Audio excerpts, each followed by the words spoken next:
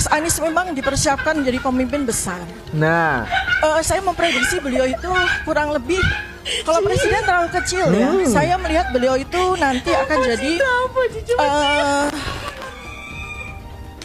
betul, akan menjadi sekjen PBB, dapat Nobel Perdamaian. Hari ini kita bahas Pak Anies Baswedan yang dapat penghargaan dari masyarakat, ex-gubernur atau politikus paling carmuk di Indonesia, guys. No gimmick. Bahkan ada jurnalnya ini, jadi no gimmick. Jadi kritikus politik, masyarakat, cari muka gitu. Pak Anies tuh carmuk itu, carmuk dengan populismenya. Populisme itu adalah pendekatan politik, jadi Pak Anies tuh selalu dengan rakyat kecil. Kata kunci itu selalu 3, kesetaraan, keadilan, dan wong cilik. Dan tragedinya orang ini karena carmuk mulu, tidak ada ketegasan gitu ya sama orang cilik ini ya. Itu ada tragedi guys kemarin, yang tragedi Pelumpang itu loh. Nah, harusnya masyarakat kecil itu sudah dievakuasi atau dipindah, tapi malah di ACC. Jadinya ketika ada bencana di daerah depo Pertamina Pelumpang Jakarta Utara, itu banyak kena korban. Yang terkenal DP 0%, siasatnya Pak Anies dalam berkampanye dinilai mengada-ngada dan seolah-olah menarik rakyat kecil atau wong cilik. Semua pihak termasuk pelaporan nanti dari TPUA kepada Kompolnas ya, kemudian kepada pihak-pihak lain yang mungkin diperlukan. Jadi insya Allah semua ini akan membuka wacana masyarakat, membuka pengetahuan masyarakat, dan yang penting adalah kejujuran dan kenegarawanan. Itu yang paling penting untuk membongkar skandal ijazah palsu. Sudah ambil ijazahnya? Sudah, Om. Yang tanda tangan siapa? Rektor Roy Suryo, Om. Oh, baik. Sudah diuji di lab forensik sama Bang Rismon Sianipar? Jelas sudah, Om. Oh ya. Sudah dibawa ke rumah sakit? Memangnya harus? Harus dibawa ke rumah sakit. Biar diperiksa sama dokter Tifa. Diperiksa apanya? Ya, diperiksa kesehatan kertasnya. Kesehatan tintanya. Kesehatan stempelnya juga diperiksa. Begitu ya, Om? Iya, supaya ijazahmu itu kuat. Asli dan kuat. Kuat kalau kamu mau pakai maju.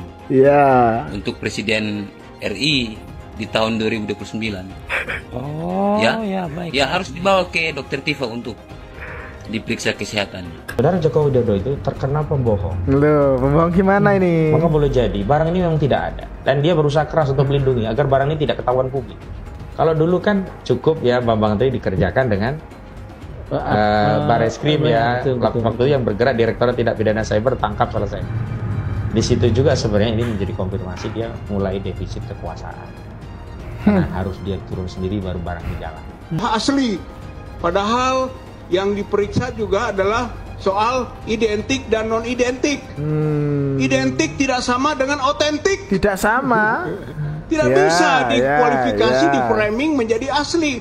Belum terbukti bahwa dugaan ijazah palsu Jokowi asli. Belum. Oleh karena itulah TPUA melanjutkan proses ini sampai tuntas, sehingga masyarakat, rakyat, bangsa Indonesia puas pada ujungnya tentang bagaimana status ijazah dan juga skripsi dari presiden atau mantan presidennya yang menimbulkan kegaduhan dalam kehidupan berbangsa bernegara. Oleh karena itu TPUA dan tim advokasi berbuat untuk kepentingan publik, untuk kepentingan masyarakat, dalam rangka membela kebenaran, kejujuran, dan keadilan di negeri Republik Indonesia. Ya, Bang Egy Sujana untuk memenuhi panggilan klarifikasi karena Bang Egy sakit lagi di luar negeri, maka kami yang disuruh oleh pihak keluarga untuk hadir pada saat ini. Seluruh warga dunia yang mencintai keadilan, hari ini saya berbicara bukan hanya sebagai warga negara Indonesia, tetapi sebagai bagian dari komunitas global yang menjunjung tinggi kebenaran, kehormatan, dan integritas intelektual. Indonesia, negara demokrasi terbesar ketiga di dunia, tengah menghadapi krisis moral yang sunyi namun sangat menentukan. Bukan krisis yang ditandai oleh perang atau kekerasan, melainkan oleh pergulatan antara kebenaran dan kekuasaan, antara nurani akademik dan tekanan politik. Inti dari persoalan ini adalah sebuah pertanyaan yang sederhana namun mendasar. Benarkah seorang mantan Presiden Republik Indonesia pernah menjabat dengan ijazah akademik yang tidak otentik? Pertanyaan ini bukan serangan pribadi, bukan fitnah, bukan pula manuver politik. Ini adalah panggilan moral dan konstitusional yang diajukan oleh kami para akademisi, peneliti, dan intelektual yang menjalankan tanggung jawabnya untuk mengkaji, mempertanyakan, dan mengungkapkan kebenaran. Namun hari ini, kami yang bersuara, di antara kami adalah saya sendiri, Dr. Tifa, Dr. Roy Suryo, Dr. Ismon Sianipar, dan beberapa lainnya justru dikriminalisasi. Kami dibungkam, kami diperlakukan seolah-olah penjahat. Padahal satu-satunya kesalahan dalam tanda kutip kami adalah kami sedang menegakkan kebenaran. Tahu nggak kalian? Pengacara yang kemarin melaporkan tentang ijazah Jokowi itu palsu, ternyata dia sendiri memalsukan dokumen. Nah itu tadi ya Bang. Coba lu pikir, orang yang teriak-teriak ya kan melaporkan Pak Jokowi ijazahnya palsu, justru dirinya yang membuat dokumen palsu. aduh, gak berkaca sih, gak apa ya, gak mawas diri kalau kata orang tua dulu gitu loh. Jadi kalau Anda mempermasalahkan ijazah Jokowi palsu atau tidak, harusnya tanya dulu diri Anda, apakah memang saya itu benar dalam posisi sekarang melaporkan ijazah Jokowi, atau saya justru yang salah arah. Dan saya akan menempuh pidana melaporkan Prof. Mahfud MD. Dia telah melakukan namanya contempt of court, penghinaan terhadap peradilan. Tidak boleh perkara yang belum diadili, dia seolah-olah sebagai hakim mengatakan bahwa gugatan itu ditolak.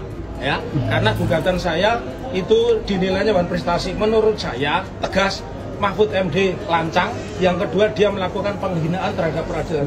Saya akan menempuh upaya hukum, memberi penilaian terhadap pengadilan yang belum diperiksa dengan mengatakan itu ditolak. Jelas dia akan mempengaruhi. Kenapa? Karena hakim-hakim itu muridnya. Mahfud tidak sadar itu. Pengadilan negeri nggak bisa dong mengadili perdata soal ijazah. Apa coba? Ya kan? Iya, misalnya saya mau berkara Mas Andusku, ijazah Anda palsu kok dibawa ke perdata. Apa kerugian saya? Mahfud mengatakan perkaranya Taufik ini akan ditolak. Padahal tidak pernah ada. Saya nggak tahu kan yang gugat kayak apa gitu. Itu perkara lokal kecil gitu. Dan Taufik itu siapa gitu. Aduh. Ini gitu ya. Mau nebeng tenar. Karena ijazah saudara palsu, Anda harus bayar ganti rugi ke saya. Kan itu kan perdata yang dikatakan sendiri oleh Rizal Fadila bahwa kami ditolak, maka saya arahkan ke pidana saja. Mahfud akan digugat contempt of court ke peradilan pidana, akan saya pidanakan. Bodoh dia. Karena Pak Jokowi, kenapa Pak Jokowi hanya melaporkan klien kami? Mohon maaf Pak Jokowi, hari ini yang menyatakan ijazah Pak Jokowi itu palsu hampir seluruh rakyat Indonesia, jutaan rakyat Indonesia. Kalau nggak percaya, buka aja TikTok sebentar aja, lihat siapa yang ngomong ijazah itu dipersoalkan, dianggap palsu. Buka aja YouTube, buka aja Facebook, buka aja Instagram. Wah, jutaan orang yang menyatakan ijazah saudara Joko Widodo palsu. Tapi kenapa hanya 4 orang yang dilaporkan Pak Jokowi? Oh, itu kan yang memicu. Enggak bisa, hukum itu bukan hanya melakukan perbuatan, yang turut serta pun harus ikut diseret. Karena ada pasal 55 ayat 1 ke 1 KUHP. Biasanya polisi senang banget tuh pakai pasal 55 ayat 1 ke 1 KUHP.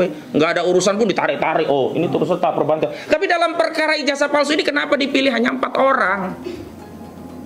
Kenapa nggak seluruh rakyat yang hari ini menyatakan ijazah saudara Joko Widodo palsu itu juga dibikin LP gitu loh? Bikin aja LP seluruh polisi di seluruh Indonesia, kan bagus.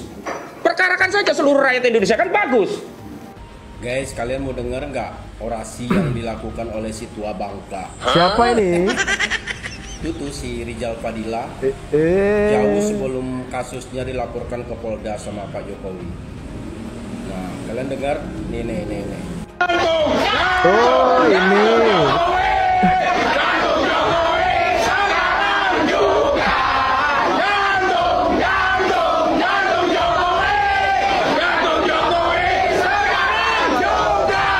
Kita buktikan Jokowi kecil. Yang kecil siapa ini? Tuh kan? Apa itu nggak kurang ajar namanya? Kurang ajar banget ini. Nanti ditangkap, dibilang kriminalisasi, tapi kelakuannya kayak gitu. Kaya ini. Ini didikan siapa sih kayak gini?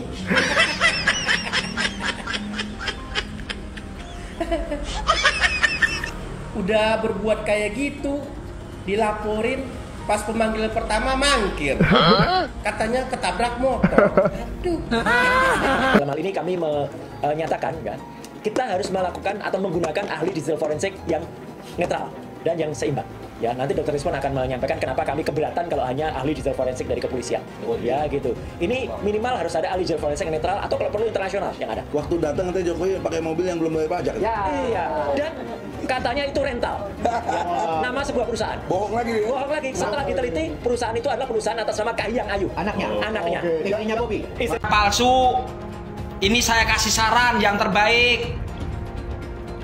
Sebentar lagi Anda, saya yakin, seyakin-yakinnya Anda pasti akan dipidana. Mantap bener. Menurut saya, Anda saat ini ngumpul dengan keluarga, anak, cucu, di rumah aja, makan yang enak-enak. Karena sebentar lagi Anda pasti masuk bui. Ada yang punya keyakinan, katanya 1.000.000% ijazah Bapak Jokowi palsu. Saya punya keyakinan juga karena saya orang waras. 1.000.000.000% Anda akan masuk bui. Menghina saya sehina-hinanya. Sudah menuduh ijazah itu ijazah palsu. Sudah merendahkan saya serendah-rendahnya. Ya nanti dibuktikan lewat proses hukum. Nanti akan kita lihat di proses di pengadilan seperti apa. Artinya kalau untuk pelaporan itu bisa untuk peringatan ke pihak lain gitu nggak Pak yang lain sama? Nanti akan menjadi pembelajaran kita semuanya. Aduh Pak Anies, bingung saya sungguh lah. Pak Anies itu sebenarnya orang baik, iya. Kenapa lo nggak kesatria? Jiwa kesatria itu harus ada, kenapa? Kemarin kan udah bertanding kalah. Lihatlah Pak Ganjar, Pak Mahfud, nggak ngerecokin dia loh. Iya, malu kayak gini Pak Anies, betul. Kok kesannya itu seperti anak-anak, nggak dikasih permen karet, nggak dikasih permen, ya terus ngejar. Itu namanya rakus dengan kekuasaan Pak Anies, betul. Aduh, ada 11 purnawirawan entah apa-apa katanya. Kemarin ngebahas tentang ijazah bapaknya, yaitu adalah Pak Jokowi, ya kan? Sekarang yang dibahas yaitu adalah Mas Gibran selaku Wapres. Minta diturunin, katanya begitu guys. Gue jadi bertanya-tanya gitu sebagai masyarakat sipil ya, gitu ibarat orang sipil nih, kita mah kagak ngerti apa-apaan ini kita mah, ya kan. Buat apa? Ya kita nggak usah terlalu risau lagi karena sudah diproses di ranah hukum dan mulai disidangkan kalau tidak salah. Malah kuasa hukum yang menuntut Pak Jokowi itu kan dia pemalsu ijazah juga ternyata. Tapi itu sekali lagi urusan mereka lah. Nah, kita ada 2 poin yang akan kita kasih masukan dan kita perlu review ini karena seperti yang selalu saya sampaikan, kita harus memberi masukan kepada hal-hal yang kita anggap kurang elok gitu, yang beredar di ranah sosial khususnya. Satu tentang usulan 8 poin dari Purnawirawan ABRI yang kemarin berkumpul, tapi kita fokus di 1 poin saja, yaitu mengusulkan penggantian Wapres. Gitu ya. Nah, Wapres ini kan sejarahnya memang seru karena seolah-olah dipaksakan Pak Jokowi, waktu itu MK-nya juga karena omnya dan sebagainya. Tapi kalau dikutip dari apa yang disampaikan Sumi Dasko, yang saya lihat di videonya itu ya cukup jelas sebenarnya kalau dia, karena dia orang dalam, tidak perlu tidak dari suara keluarga Pak Jokowi. 5 kali Pak Prabowo itu meminta Gibran menjadi Wapres, yang pada akhirnya 7 koalisi itu menyetujui dan memilih Gibran juga. 5 kali itu Pak Jokowi 4 kalinya itu mengatakan apa agak sebaiknya dipikir dulu Pak Prabowo. Artinya dia juga tidak mau nanti dituduh macam-macam tentang karena itu anaknya kan. Yang terakhir kenapa Prabowo juga memaksa, jawabannya ya coba kalau memang pilihannya itu tanya saja sama anaknya. Artinya dalam proses 4 kali Pak Prabowo bicara dengan Pak Jokowi itu, Pak Jokowi juga tidak menyampaikan itu ke Gibran, gitu kan, hasil poinnya seperti itu. Nah, jadi seperti yang saya tulis di Facebook, sebenarnya kalau ini yang terjadi, Pak Prabowo tinggal bilang saja, urusan Wapres itu adalah pilihan beliau. Jadi jangan ada pihak-pihak lagi yang mencoba-coba untuk bicara soal Gibran. Itu menurut saya supaya apa? Supaya isu Gibran mau dimaculkan, tidak mumpuni dan sebagainya ini bisa berhenti. Karena kalau tidak ya terus saja masuk di ranah sosial yang mengambil energi yang sia-sia buat masyarakat Indonesia. Itu sudah pasti, seperti saya saja secara pribadi juga terganggu. Karena banyak hal yang bisa kita pikirin untuk sama-sama mengurus negeri ini, tapi kan direcokin saja sama orang-orang kerdil yang berpikir mundur itu. Kalau pemerintah sekarang mau membereskan soal Pertamina, membereskan soal pengadaan, taruh di katalog RKPP. Kalau Anda tidak kasih, semua orang akan curiga Anda sedang mau ganti pemain. Kalau ini berlalu seperti ini hanya ganti pemain. Kita tahu toh, mau kasus PT Timah, mau siapa, kalau masih sama kejadiannya, Anda ganti pemain. Makanya kenapa semua takut menjadi dirut toh? Kan itu yang maunya orang gitu loh. Pejabat Republik ini kalau mau beres, naikin gaji. Pembuktian terbalik. Kalau kekayaan kamu itu tidak bisa buktikan dengan pajak yang Anda bayar, sita buat negara. Terakhir Pak. Tapi butuh PP dong. Ya. Pertanyaan saya, berani nggak SBY dan Jokowi keluarkan PP-nya? Termasuk Pak Prabowo, keluarkan PP-nya aja. Supaya membandingkan, beres negeri ini kok. Pak, terakhir korupsi beres. 1 berhasil, PIK 2 berhasil, tunggu tanahmu selanjutnya. Tunggu tanahmu selanjutnya menjadi korban. Tunggu tanahmu jadi korban selanjutnya. Mau? Tunggu saja. Tunggu tanggal main. Tunggu tanggal. Yang disebut PSN itu Jokowi. Saya sebut Jokowi bukan pemerintah ya. Jokowi waktu itu kebetulan sebagai presiden, sebagai penguasa, ya. Dia beri ke perusahaan Aguan karena Aguan menyelamatkan mukanya di IKN, ya. Karena Aguan, karena IKN itu tidak ada investor yang sudah disampaikan Jokowi itu seolah-olah investor yang di IKN itu banyak, padahal nggak ada. Nah, untuk nutup malunya Jokowi, Aguan bikin hotel di situ. Yang bikin pada laut, ya, 30,16 km sampai hari ini tidak pernah disenggol oleh polisi. Jangan-jangan polisi takut mengusut kasus pagar laut karena petinggi Polri sudah dituas oleh Aguan dan Antoni Salim. Allah, kok gak ada satupun yang ditersangkakan Pak Polisi? Takut apa takut Pak Polisi? Laut itu milik kita yang ngelola negara, mau diambil Aguan dan Antoni Salim. Kurang ajar. Jangan sampai hari ini NKRI sampai ke anak cucu kita sudah menjadi NKRA, Negara Kesatuan Republik Aguan, Negara Kesatuan Republik Antoni Salim. Kenapa? Karena kedaulatan tanah laut kita sudah dikendalikan oleh oligarki Aguan dan Antoni Salim. Tapi kok harus TNI AL yang nyabut? Ini negara, apakah sudah kalah dengan Aguan dan Antoni Salim? Tapi KPK di bawah kendali oligarki Aguan dan Antoni Salim. Tapi seluruh rakyat untuk bersatu melawan kezaliman Aguan dan Antoni Salim. Tapi seluruh rakyat bersatu melawan kezaliman Jokowi dan Erlangga Hartarto. Tapi seluruh rakyat bersatu untuk menggulung kezaliman demi menyelamatkan Indonesia dan generasi kita selanjutnya. Tapi kacau tidak? Saya mau tanya, pagar 30 km itu pendek apa panjang? Pendek apa panjang? Sekarang saya mau tanya, di pinggir laut kita ada petugas kita tidak? Ada tidak? Pengawas laut ada tidak? Apa iya mereka nggak tahu? Dia mau bodohin rakyat. Ditanya, ini bagaimana Pak? 30 km. Menteri ditanya, nggak tahu.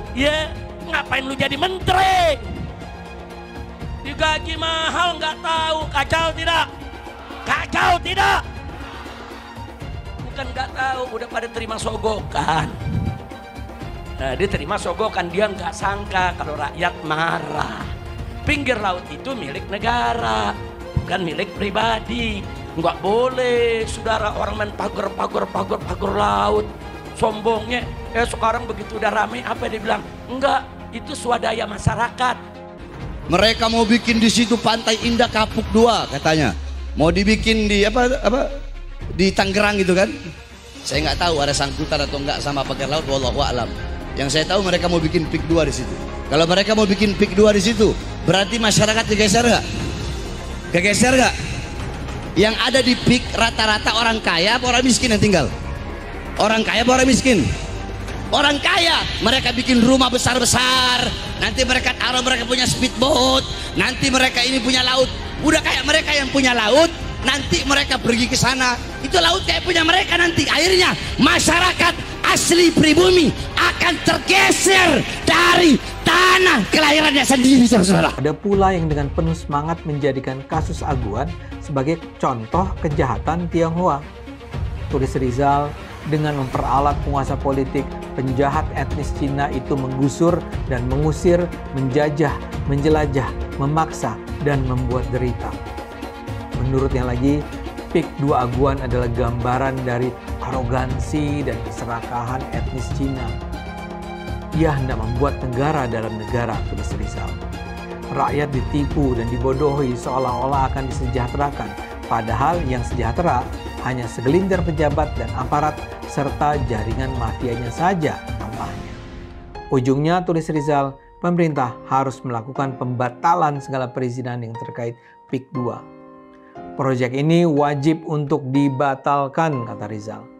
Rizal bersemangat sekali mencaci Aguan yang menurutnya beraroma kriminal.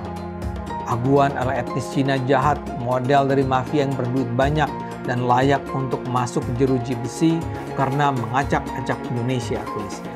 Anies tidak pernah menggunakan politik identitas, itu fakta. Jadi yang menggunakan politik identitas yang pertama kali itu adalah Ahok. Nggak boleh, silakan buka, maksudnya gini, saya ini minoritas 3 kali. Kan disebutkan Ahok itu kan? Saya Cina, saya Kristen, saya orang dari Sumatera, minoritas 3 kali. Jadi yang mengangkat isu-isu identitas ini justru Ahok. Jadi sebenarnya yang harus kita teliti kalau secara faktual, kenapa Ahok mengangkat isu politik identitas? Dia ingin mengkapitalisasi keminoritasan itu supaya memunculkan sentimentasi positif terhadap dirinya. Dan dia playing victim terus.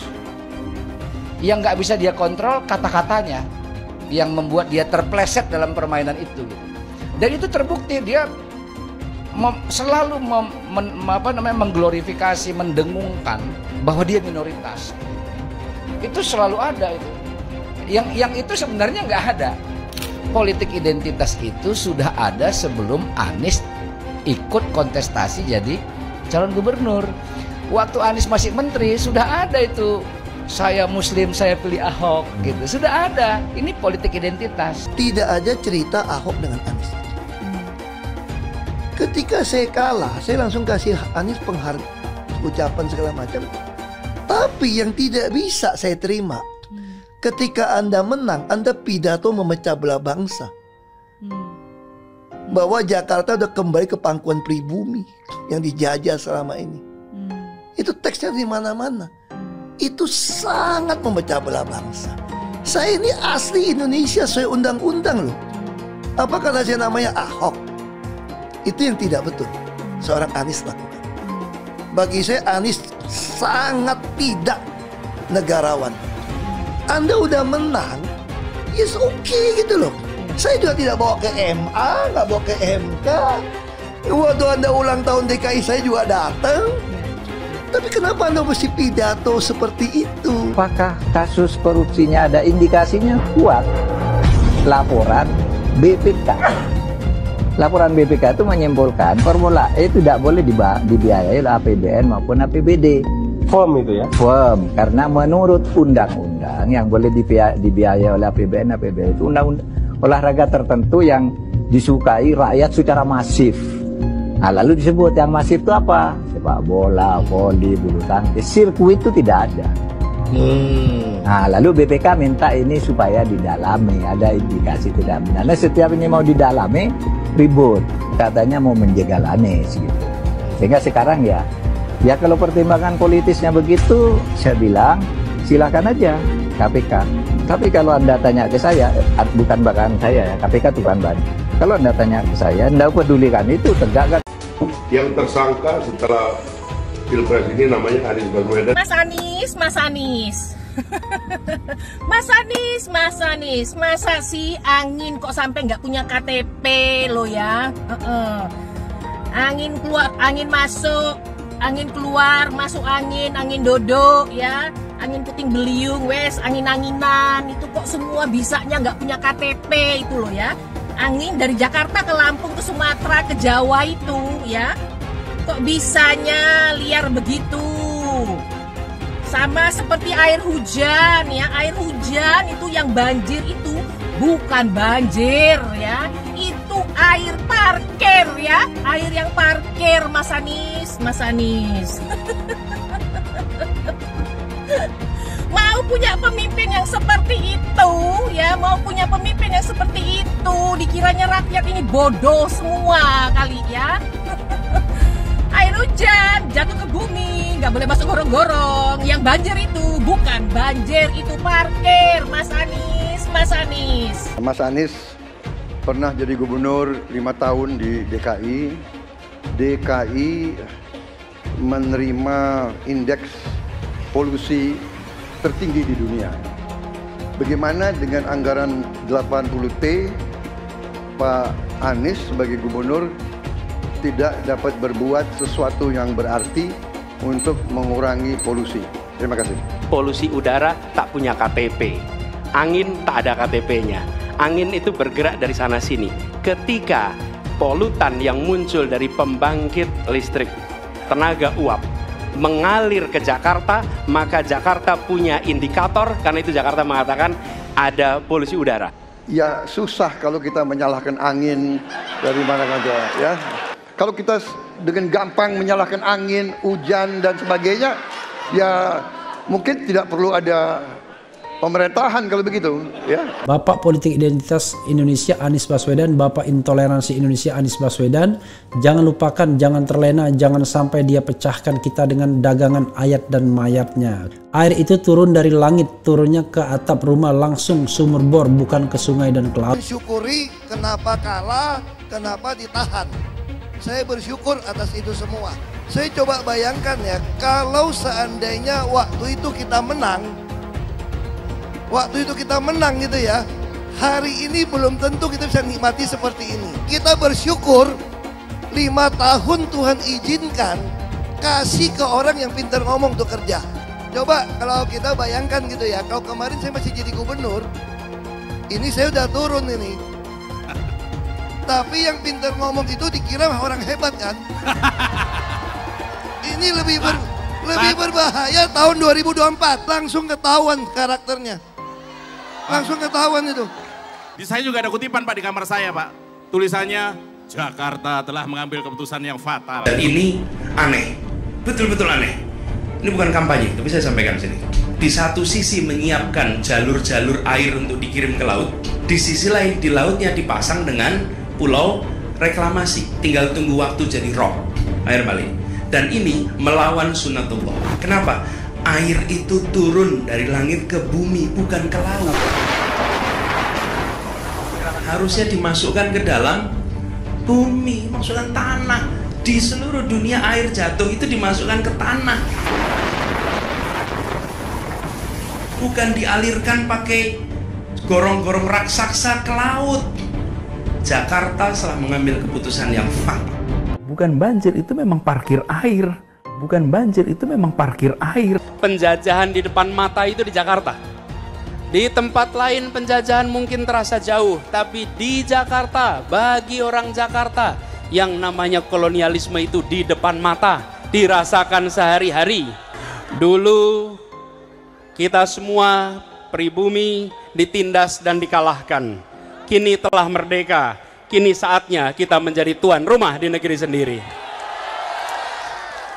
Hai semua, nama saya Jonas Leong. Saya adalah investor saham. forex, dan juga kripto. Channel ini banyak membahas tentang berita terkini, edukasi finansial, investasi, dan lainnya. Jangan lupa subscribe channel ini kalau kamu suka dengan konten yang serupa. Follow juga sosial media lainnya yang saya taruh di kolom deskripsi. Di sana kalian akan mendapatkan konten yang berbeda. Saya juga punya Telegram channel yang isinya berfokus kepada trading dan juga investasi. Itu Telegramnya gratis. Oke, kita lanjut ke videonya. Sebagian besar penonton di video ini setelah menonton video di awal mungkin bertanya, apakah kejadian seperti krisis 98 akan terulang? Belum lagi keadaan global yang tidak menentu. Lalu apa yang bisa kita lakukan untuk selamat dari krisis yang mungkin akan datang dalam waktu dekat? Jawabannya adalah investasi. Kebanyakan dari kalian yang nonton, kalau investasi pikirannya pasti hanya properti. Akan tetapi ketika terjadi krisis 98, apa yang terjadi dengan rupiah ketika hyperinflasi? Dan juga apa yang terjadi dengan harga properti? Harga dolar naik dari Rp2.500 terbang ke Rp15.000. Otomatis utang yang kita harus bayarkan naik 6 kali lipat. Banyak sekali bisnis yang bangkrut. Kebakaran terjadi di mana-mana. Hingga rumah pun bagaikan tidak ada harganya. Mau dijual pun tidak ada yang mau beli. Saya tidak mengatakan ini akan terjadi lagi. Tapi kemungkinan terjadi seperti Mei 98 tetaplah ada.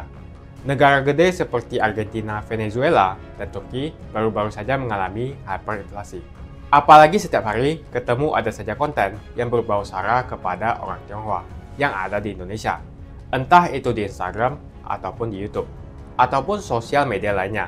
Kita bisa melihat di tahun 2017, saat Pilgub Jakarta, hampir terjadi kerusuhan seperti tahun 98, karena Ahok dituduh menodai agama. Ahok pun harus dipenjara untuk menenangkan masyarakat yang dengan gampangnya dihasut untuk membenci Tionghoa, dan tidak memilih pemimpin yang beda agama. Pada akhirnya, Anies jadi gubernur dengan bantuan ormas terlarang seperti FPI, dan sampai saat ini, dia dijuluki sebagai bapak politik identitas. Kejadian itu pun berlanjut hingga saat ini. Masifnya pemberitaan sara terhadap Tionghoa beredar di media-media yang gak jelas. Penontonnya setiap hari dihasut untuk menggulingkan pemerintahan karena tuduhan Indonesia dikuasai oleh Taipan atau Sunda Naga, yang ujung-ujungnya menyalahkan Tionghoa lagi. Kita bisa melihat kejadian di PIK 2, di mana ormas terlarang seperti FPI dan HTI terus menghasut masyarakat untuk membenci Tionghoa. Saya tidak bisa membayangkan jika kejadian seperti Mei 98 terulang kembali. Setiap musibah yang selalu disalahkan adalah keturunan Tionghoa. Setidaknya di video ini saya akan membagikan strategi saya yang udah saya terapin jika kejadian seperti tahun 98 terulang kembali. Tujuan dari strategi ini supaya kita setidaknya bisa selamat dari masalah finansial ketika musibah ini terjadi. Strateginya adalah investasi di aset yang berbeda-beda, bukan di satu jenis aset saja, misalnya hanya di properti. Kalian bisa mulai belajar berinvestasi di aset yang berbeda seperti Bitcoin, emas, dolar, bahkan saham global atau saham Amerika. Ini adalah cara yang bagus untuk mengurangi risiko tergantung kepada satu jenis aset. Bukan nggak nasionalis kalau mau invest di aset-aset yang saya sebutkan tadi, tapi memang peluang yang kita dapatkan dan potensinya memang jauh lebih bagus dibandingkan kita membeli properti, apalagi deposito. Pertama, jenis aset seperti emas. Setidaknya kita bisa terlindung dari efek hyperinflasi yang terjadi. Selain itu, kalian juga harus belajar bagaimana mendapatkan penghasilan dari emas. Kedua adalah belajar investasi aset global seperti saham Amerika atau saham global. Ketika terjadi krisis, yang paling berdampak adalah saham-saham Indonesia. Karena semua utang perusahaan dalam bentuk dolar akan terkena dampaknya. Deposito, reksadana, dan juga properti akan terkena imbasnya. Poin yang ketiga adalah belajar mengenal berinvestasi di Bitcoin. Alasan kenapa saya suka banget dengan kripto, karena saya bisa pergi ke negara manapun di dunia ini. Misalnya saya pergi ke Singapura, saya tinggal jual saja kripto saya di negara itu. Saya menganggap Bitcoin itu sebagai aset properti digital yang bisa saya bawa kemanapun dan jual kapanpun secara instan. Kalau misalnya saya butuh uang, detik ini pun bisa saya jual dan tidak perlu menunggu berbulan-bulan. Itulah strategi saya jika kejadian 98 terulang kembali, untuk kita bisa selamat dari masalah finansial. Kamu bisa cek link di kolom deskripsi untuk memulai investasi. Dan saya juga sudah sediakan video playlist supaya membantu kalian paham tentang investasi. Semoga video kali ini membantu kalian untuk selamat dari masalah finansial ketika musibah ini terjadi kembali. Semoga Indonesia selalu damai dan sampai jumpa di video selanjutnya.